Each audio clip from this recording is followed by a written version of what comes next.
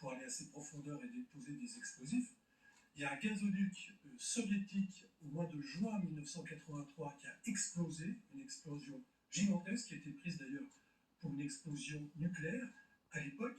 Et c'était une opération, alors on dit maintenant cyber, mais c'était une opération américaine d'intoxication des soviétiques qui avaient volé un logiciel de pilotage de gazoduc au Canada. Et ce logiciel qu'ils ont volé, puisque les Américains suivaient ça, était lui-même piégé. Et quand les Soviétiques ont utilisé ce logiciel pour gérer ce gazoduc, eh bien, il a permis cette explosion. Donc ici, moi je pense que l'hypothèse la plus probable, c'est que c'est une opération cyber, qu'elle soit menée par les Russes, c'est très facile, c'est leur gazoduc, ou par les Américains. Et donc on fait dysfonctionner le gazoduc de telle sorte qu'il soit sous une pression telle qu'il explose. Ça s'est déjà produit en Sibérie en juin 1983. C'est quand même beaucoup plus facile que les opérations sous-marines. Didier François le rappellera sans doute.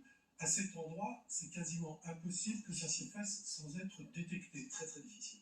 Et donc moi je pense que ça a été fait. Mais donc ici ça vient des États-Unis ou de la Russie? Ou de Moscou. Et Mais après, je veux dire, il faut être une grande puissance pour faire ça. Ça peut pas être le Guatemala ou le Burkina Faso. Il faut vraiment être un grand pays pour maîtriser ce genre de... Ah ben, ce genre d'opération, c'est très facile pour les Russes puisque c'est leur propre gazoduc.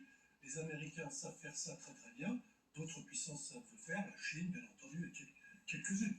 Mais ça, l'hypothèse selon laquelle ce serait la Russie qui a fait ça me semble la plus sérieuse, mais avec les moyens informatiques. En l'occurrence,